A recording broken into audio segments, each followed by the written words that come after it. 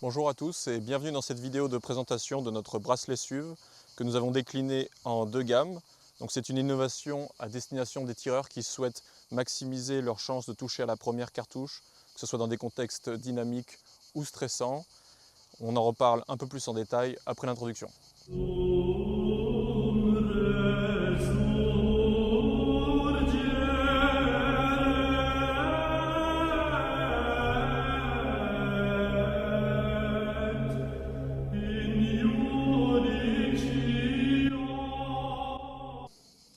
Donc le bracelet SUV, SUV pour système d'urgence des vents.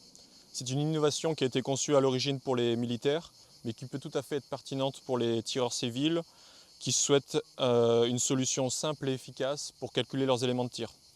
Donc c'est une solution qui est tout à fait pertinente pour ceux qui évoluent dans des situations un peu dynamiques ou stressantes.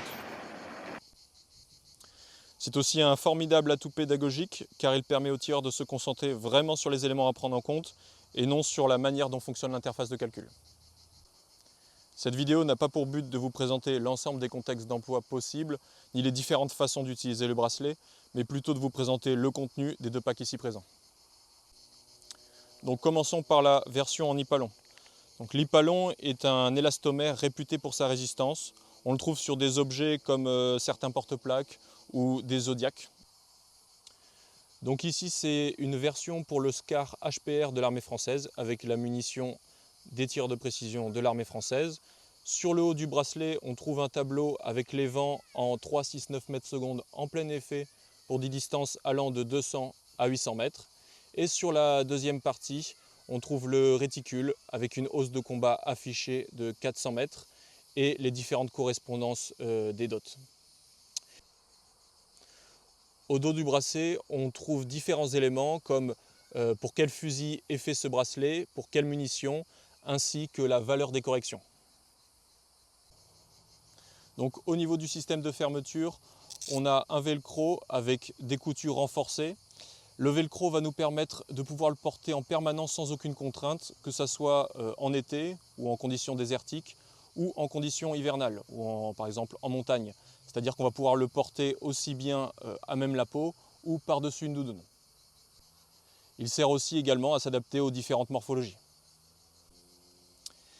Dans la pochette, on trouve également un petit passant élastique, ce qui va nous permettre en fait pour les poignets fins, lorsqu'il y a un retour à faire au niveau du velcro, de pouvoir caler notre velcro. Dans la pochette, nous retrouvons également un petit mode d'emploi d'une vingtaine de pages sur lequel sont recensées 4 méthodes de tir, ce qui nous permet de trouver l'ensemble des données quand notre vent n'est pas en plein effet ou qu'il n'est pas dans notre 3,69 m/s. Donc ici nous avons la version en silicone du pack SUV. C'est une version qui va vous permettre de personnaliser en fonction de votre munition et de votre fusil vous-même votre bracelet. Dans ce pack, nous trouvons un bracelet en silicone, un stylo permanent de 0,3 mm de diamètre, ce qui nous permet d'écrire sur le bracelet.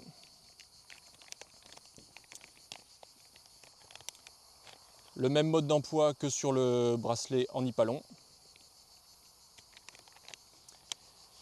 Et une petite fiche mémo pour ne pas faire d'erreur lorsque nous remplissons notre bracelet, notamment au niveau du paramétrage de notre logiciel balistique.